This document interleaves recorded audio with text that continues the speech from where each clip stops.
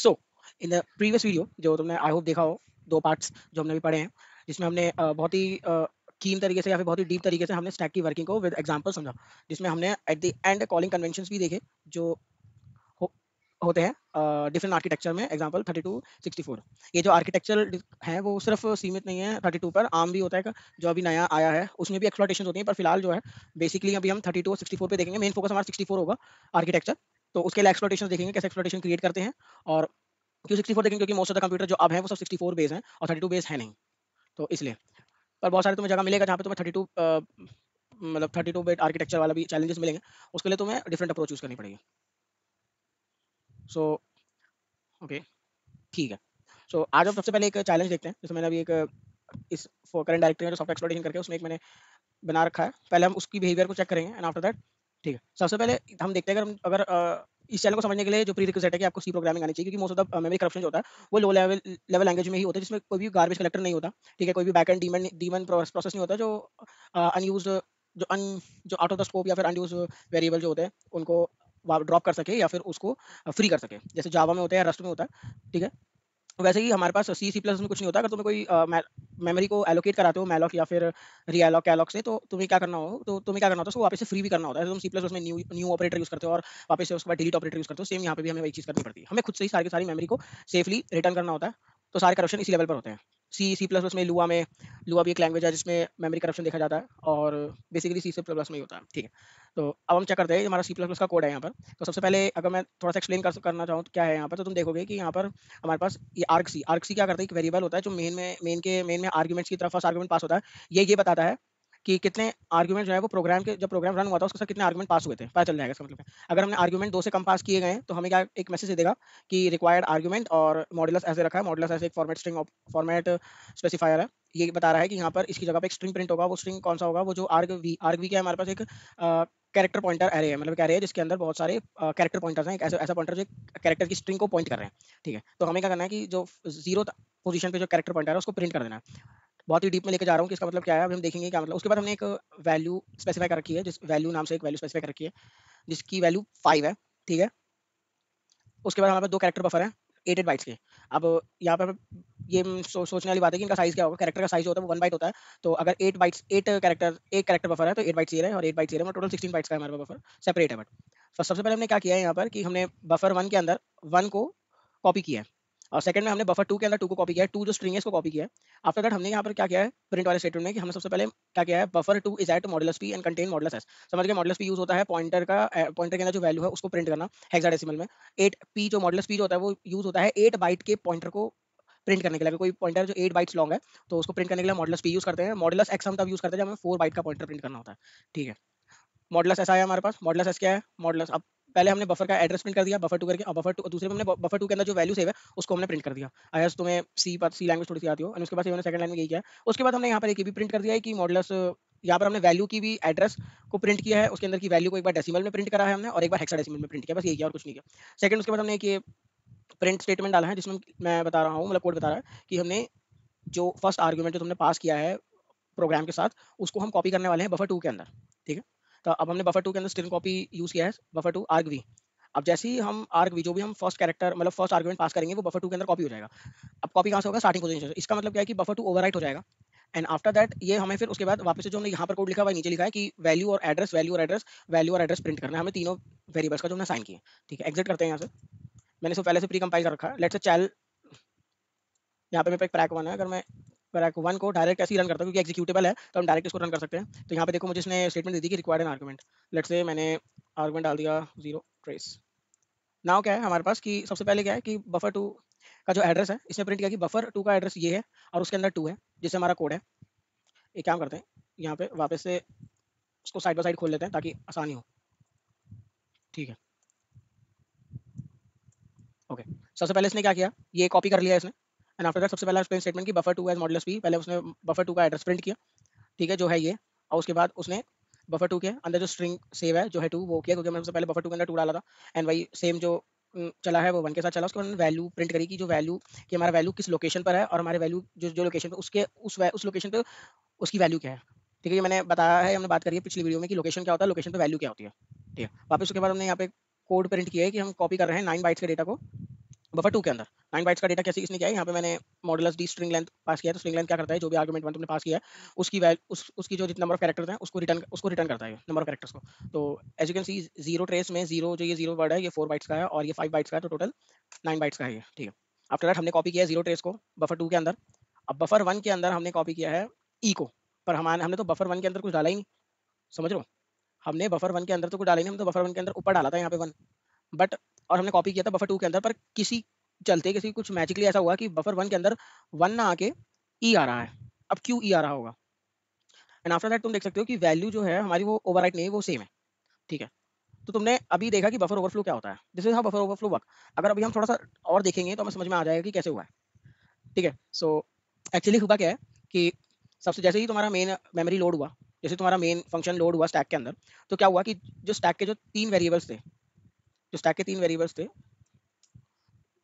कौन कौन से, वैल्यू, बफर 1 एंड बफर 2, वो लोड हुए। किस तरीके से लोड होंगे कि सबसे पहले बफर 1 लोड हुआ, ओ वैल्यू का वैल्यू लोड हुआ होगा स्टैक के अंदर, एंड आफ्टर दैट तुम्हारा बफर 1 लोड हुआ होगा, एंड उसके बाद बफर 2 लोड हुआ होगा, ओके।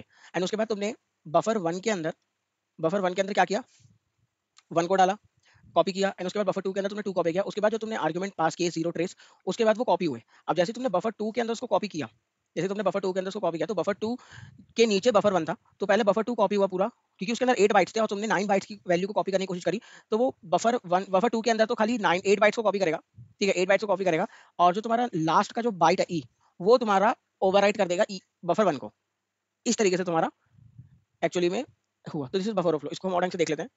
हम इसको डीकंपाइलर में चलते हैं, -q ब्रैक 1, ठीक। हमने यहाँ पर प्रोग्राम को, हमारी जो प्रोग्राम है उसको जीडीबी में खोला है। जीडीबी हमारा क्या है, डीबगर है, ये बिल्ट इन डीबगर होता है, तो विंडोज में भी होता है, बट ये मैंने जो डीबगर डाउनलोड कर रखा है, जीडीबी की एक्सटेंशन है पॉन्डीबग, इसको तुम अलग से इंस्टॉल कर सकते हो। जीडीबी पहले इंस्टॉल करके तुम उसकी एक्सटेंशन डाउनलोड कर सकते हो, और फिर उसके बाद तुम जीडीबी के डॉट जीडीबी करके एक फाइल होती है, उसको तुम एक्सटेंशन के इक्वल लिख दो, तो जब भी तुम जीडीबी लोड करोगे तुम्हारा एक्सटेंशन के साथ लोड होगा। यूट्यूब पे बहुत सारी वीडियोस है, उसको तुम देख सकते हो, ठीक है। कुछ कमांड्स हैं जो तुम्हें आनी चाहिए। पहले होता है इन्फो फंक्शंस। प्रोग्राम के अंदर जितने भी फंक्शंस होते हैं, ओके, जितने भी फंक्शंस यूज हुए हैं वो इसके अंदर लिस्ट हो जाते हैं। जैसे तुम देख सकते हो कि एक इनिशिएट फंक्शन यूज हुआ है, स्ट्रिंग कॉपी यूज हुआ है, स्ट्रिंग लेंथ यूज हुआ है, प्रिंटफ यूज हुआ है, ठीक है, एक स्टार्ट यूज हुआ है, हमारे जो खुद का मेन फंक्शन है वो भी इसके अंदर असाइंड है, और हर फंक्शन का एड्रेस भी है कि फंक्शन जो है वो बाइनरी में कहाँ लोडेड है। अब ये एड्रेस जो है वो कंप्लीट एड्रेस क्यों नहीं है, यहाँ देखोगे कि यहाँ पर 000, इसका मतलब है कि दीज आर जस्ट ऑफसेट। जैसे तो बाइनरी एक्चुअली में लोड होगी मेमोरी में, इनको यहाँ पर कोई ऑफसेट मिल जाएगा 5555 करके, और उस ऑफसेट से वो रन करेंगे। इसका मतलब क्या है कि इसके अंदर एक सिक्योरिटी फीचर लगा हुआ है जिसे कहते हैं पाई। पाई क्या कहता है, पोजीशन इंडिपेंडेंट एग्जीक्यूटेबल बनाता है, एक ऐसी एग्जीक्यूटेबल जो पोजीशन इंडिपेंडेंट है, बस उनके लास्ट का ऑफसेट सेम रहेगा, और उन्हें एक पोजीशन मिल जाएगी, कोई भी रैंडम पोजीशन मिल जाएगी स्टैक के अंदर, ठीक है, और वहां से वो लोड होना स्टार्ट हो जाएंगे। बस एक बेस मेमोरी मिल जाएगी, लेट्स से 55555, ये बेस मेमोरी मिल जाएगी उन्हें 555500, ठीक है, और इस बेस मेमोरी से ये लोड हो जाएंगे, यहाँ से लोड होने स्टार्ट कर जाएंगे। नेक्स्ट तुम्हारा आता है इन्फो फाइल्स। अब फाइल्स मैंने बताया था कि बहुत सारी तरीके की फाइल्स होती हैं, जैसे बीएसएस सेक्शन होता है, डेटा सेक्शन होता है, जीओटी सेक्शन, पता चलेगा जीओटी क्या होता है, जीओटी डॉट पीएलटी सेक्शन होता है, डॉट आरओ मैंने सेक्शन बताया था, डॉट टेक्स्ट सेक्शन बताया था, कि इन सब के अपने अपने मैंने वो बताए थे कि क्या क्या सीन है इन सब के। तो इस तरीके से हम इन्फो फाइल्स करते हैं। नाउ अब जब तुम्हें, अगर तुम्हें मेन फंक्शन का बिहेवियर देखना है कि मेन फंक्शन का बिहेवियर क्या है, तो यू से दिस एज का मतलब डिस असेंबल, एंड यू से मेन फंक्शन का नाम। यहाँ पे तुम्हें पूरे के पूरे फंक्शन की क्या मिल जाएगी, पूरे के पूरे फंक्शन की तुम्हें मिल जाएगी डिसअसेंबली या फिर असेंबल, असेंबली इंस्ट्रक्शन मिल जाएंगे जो मेन में, क्योंकि बाइनरी है, तो बाइनरी हेक्स कोड में हेक्स से तुम्हें वो मिलेगा डायरेक्ट असेंबली। सो जैसे ही हम डिसअसेंबली मेन करते हैं, डिसाइज मेन करते हैं, ये इसका शॉर्ट फॉर्म है, डिसअसेंबली ना लिख के डिसाइज लिख दें, तो हमें असेंबली कोड दिख जाता है मेन का, ठीक है। असेंबली कोड अगर तुम चाहो तो तुम एक एक करके पढ़ सकते हो, क्या है क्या नहीं है, ईडीआई क्या है, आरएसआई क्यों लोड हो रहा है, आरएसपी के अंदर, फिर कंपैरिजन क्यों हो रहा है, सीएमपी मतलब कंपेयर होता है, उसके बाद एक जेजी क्या इंस्ट्रक्शन होता है, जंप ग्रेटर, उसके बाद आराम से पढ़ सकते हो, पूरा का पूरा समझ में आ जाएगा। मैं हाईली इंकरेज करता हूँ कि पढ़ो, ज़्यादा बेटर है, क्योंकि you have to get familiar with this kind of thing, क्योंकि हर चीज़ तुम्हें क्योंकि हमेशा तुम्हें सी कोड नहीं मिलेगा, ठीक है, हर हर जगह तुम्हें सी कोड नहीं मिलेगा, बट तुम्हें हर जगह असेंबली कोड मिलेगा, और अगर तुम्हारे पास असेंबली कोड है तो तुम उसे रिवर्स इंजीनियर कर सकते हो। As a as a great man said, everything is open source if you know your assembly, ठीक है। आगे बढ़ते हैं। सो अब हमें क्या करना है कि मेन को रन करते हैं, मेन फंक्शन को सबसे पहले हम लिखते हैं बी मेन। इसका मतलब है कि जैसे मेन रन करेगा हम मेन को ब्रेक कर देंगे, मतलब स्टॉप कर देंगे प्रोसेस को। उसके बाद आर यू एन भी लिख सकते हो या फिर आर लिख सकते हो। और अब जैसे तुम्हें पता है कि हमारा जो फंक्शन, ये जो प्रोग्राम था ये आर्ग्यूमेंट्स लेता है, तो हम आर के साथ डायरेक्ट हम अगर आर्ग्यूमेंट पास कर दें, ज़्यादा बढ़िया समझ में आएगा तुम्हें। आर्गुमेंट पास कर दिया मैंने, टेट्रा ए, टेट्रा बी, टेट्रा सी, टेट्रा डी, ठीक है, ये आर्गुमेंट पास हो गया। जैसे ही तुम रन करोगे तुम देखोगे कि हमारा मेन पर आके पहले इंस्ट्रक्शन पे ब्रेक हो गया। कैसे ब्रेक हुआ है कि यहाँ पर तुम्हें दिखेगा पहला ब्रेक पॉइंट उसे मिल चुका है, वो है कहाँ, मेन पे। और ये जो इंस्ट्रक्शन है एफ, देखो तुम देख सकते हो कि F5555 ये बस बेस मेमोरी की एड्रेस है, बेस मेमोरी कहीं से भी लोड हो गई, और उसके बाद 15D, ये रही 15D, तो पहले इंस्ट्रक्शन पे ही ब्रेक हो गया। ठीक है, अब ये मैं समझा देता हूँ क्या है, तुम्हें समझ में आ गया होगा। सबसे पहले क्या होता है, प्रोलॉग होता है, वही प्रोलॉग है कि सब आरएसवी में थर्ड, ठीक है, दिस एज एक बार मेन ऊपर डिसअसेंबली मेन किया, तुम देख सकते हो कि प्रोलॉग है। पहले आरबीपी को पुश किया है, आरएसपी को आरबीपी में पुश किया है, फिर आरएसपी में हेक्स 30 सबट्रैक्ट किया है, and after that EDI, EDI के अंदर जो भी वैल्यू है, ईडीआई के अंदर जो भी वैल्यू है वो तुम्हारी क्या कह सकते हैं, ईडीआई के अंदर जो भी वैल्यू है वो तुम आरबीपी माइनस हेक्स 24 पे पुश कर दोगे। आरबीपी माइनस हेक्स 24 क्या होगा, जैसे ही तुम माइनस करोगे तो तुम कहाँ जाओगे, ऊपर। तो आरबीपी आरएसपी तुम्हारा भी सेम लोकेशन पर है। एन आई का अब तुम यहाँ पर लिखो एन आई, अगर तुम यहाँ पे एन आई लिखोगे तो इसका मतलब है नेक्स्ट इंस्ट्रक्शन, नेक्स्ट इंस्ट्रक्शन जो है आर एस। हम थोड़ा ऊपर जाते हैं, नहीं आएगा, थोड़ा ओवरव्यू देता, हम थोड़ा स्टैक पे देख लेते हैं स्टैक कैसे काम कर रहा है। ठीक है, यहाँ पे स्ट्रिंग कॉपी तक पहुंच जाते हैं। हम यहाँ पर क्या करते हैं कि बी स्टार लिखते हैं। मैंने क्या किया है कि इस एड्रेस पर जो है ये वाली, मैंने यहाँ पे ब्रेक पॉइंट लगा दिया। ठीक है, क्योंकि यहाँ तक सारी की सारी स्ट्रिंग कॉपी की चीज़ें चल चुकी हैं। ठीक है, मैं कंटिन्यू करता हूँ। कंटिन्यू क्या करेगा कि सारी की सारी इंस्ट्रक्शन रन करता रहेगा जब तक उसे नेक्स्ट ब्रेक पॉइंट नहीं मिलता। सी फॉर कंटिन्यू। ठीक है, इसको नेक्स्ट ब्रेक पॉइंट हिट कर गया, जैसे नेक्स्ट ब्रेक पॉइंट हिट करेगा यहाँ पे तुम्हें बता देगा कि second break point is hit again. ठीक है, आफ्टर दैट तुम देख सकते हो कि जैसे ही तुम अब तुम्हें स्टैक प्रिंट करना है। स्टैक कैसे प्रिंट करोगे, स्टैक प्रिंट करने के लिए तुम्हें आरएसपी या फिर आरबीपी की वैल्यू को इस्तेमाल करना पड़ेगा पे यहाँ पर, या फिर लेट्स से 8 बाइट्स प्रिंट करके देखते हैं। Giant, G for giant. ठीक है, तो पहली वैल्यू क्या है, तुम देख सकते हो कि इस मेमोरी लोकेशन पे जो आरएसपी जो है इस स्टैक मेमोरी लोकेशन को पॉइंट कर रहा है। ठीक है, वहां पर की वैल्यू है ये वाली, एंड जो नेक्स्ट वैल्यू है वहां पर है ये, उसके नेक्स्ट में ये, फिर ये, फिर ये, फिर ये, फिर ये, फिर ये, फिर ये, फिर ये। अगर तुम देखोगे, अगर तुम देखोगे तो व्हाट इट सेज कि हमारा जो बफर 2 है वो इस लोकेशन पर है। किस लोकेशन पर है, DB2C, DB2C। So this is, अब बफर कैसे फिल करता है, बफर फिल्स लाइक दिस, यहाँ से फिल करना स्टार्ट करेगा। ठीक है, उसके बाद यहाँ से फिल करेगा, फिर ये फिल करेगा, फिर ऐसे फिल होगा। इस तरीके से हमारा बफर फिल करता है। ठीक है, तो DB2C, 2C का मतलब है हमारे पास कि दिस इज DB2, ये this 2 zeros represent DB20, and again this 2 zeros represent DB21, and again this two blocks represent DB22, okay, and at the end this two blocks represent DB27 क्योंकि 0 से start हुआ है। तो this is a whole 8 byte block, and after that यहाँ पर DB28 start है, फिर DB29, फिर DB210 और DB211। अब DB211 जो होता है, DB211 कुछ होता ही नहीं, DB11 को B बोला जाता है। तो जो F7 है वहां तक हमारे पास DB2B होगा। अब मैं तुम्हें एक बताता हूँ, अगर तुम्हें एक सिंगल बाइट प्रिंट करना होता है तो तुम B यूज करते हो, इसको पेस्ट किया। अब मैं यहाँ पर अगर B लिखता हूँ तो F7 आ रहा है, एज यू कैन सी। तो इसने क्या किया है कि इस लोकेशन पर, इस लोकेशन पे जो एक सिंगल बाइट थी उसको प्रिंट किया, इस लोकेशन पे ये वाली बाइट थी F7, तो उसने प्रिंट कर दिया। समझ गया। अकॉर्डिंग टू डैट ये वाला क्या होगा, बी के बाद सी आता है हेक्स में, तो उसने बोला कि इस लोकेशन से हमारा बफर 2 स्टार्ट है, और क्योंकि हमारा बफर 2 8 बाइट्स का है तो यहाँ पे 4 बाइट्स ये रहे, और इधर के 4 बाइट्स ये रहे। समझे भाई, ये रहे 4 बाइट्स। तो बफर 2 के अंदर हमारा बफर 2 एक्चुअली में यहाँ से DB2C से स्टार्ट है, और अगर हम यहाँ से जॉइंट वर्ड प्रिंट करते हैं तो तुम्हें ये मिलेगा। ठीक है, 414141 क्यों प्रिंट हुआ है, क्योंकि 4141 एक्चुअली में इसलिए प्रिंट हुआ है क्योंकि हमने स्ट्रिंग पास करी गई थी, और स्टैक के अंदर कोई भी वैल्यू जो है वो हेक्साडेसिमल में सेव होती है। ठीक है, सारी चीज़ें हेक्साडेसिमल में सेव होती हैं स्टैक के अंदर, तो स्ट्रिंग का हेक्साडेसिमल वैल्यू सेव हुई है। ठीक है, जैसे अब उसके अगले में ही तुम देखोगे कि यहाँ से तुम्हारा स्टार्ट होगा क्या, बफर 1 का एड्रेस देखोगे तो क्या है, DB34। तुम समझ गए, ये 30 वाला ब्लॉक है, तो ये 30, 31, 32, 33, 34, 35, 36, 37।